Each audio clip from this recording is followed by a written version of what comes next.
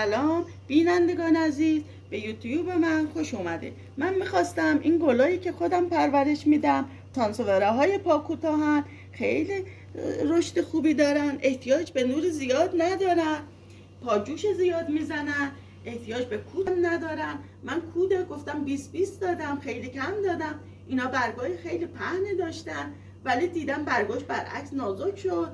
به خاطر همون این خاکش باید کاملا خوش بشه، آب زیاد احتیاجی نداره. برای اینکه گلاتون خوب بمونه باید به خاکش، به آبش، به خودش برسید.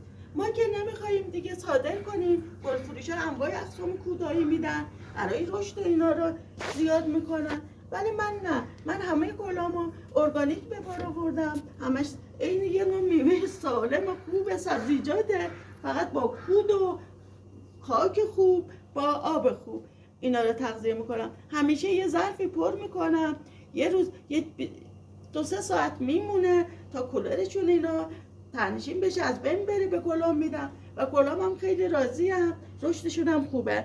این سبزه، برای حیوانات هم سمه. هر که حیوانات خونگی داره، این سانسووره های چه بلند چه با کوتاه برای حیوانات ضرر داره. من یه نوعش هم دارم، ابلق. اینا نوارهای زردی اطرافشون هست، خیلی خوشگلن، خوبن، ولی زیاد مثلا رشدشون انگار نسبت به اینا خیلی کمه.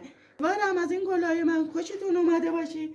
اینا هم یه نوع چیزه، سانسووره های پا بلنده، یا کراواتی میگن یا ماری میگن. خیلی خیلی زیبان، خیلی قد میکشن، امکان داره تا 1-2 متر برن. به خاطر همون اگه دوست داشتین در جلسات بعد درباره اینا با شما صحبت میکنم. خیلی ممنون اگه یوتیوب منو ببینید و این گلا رو بپسندید. خیلی ممنون. خدافظ.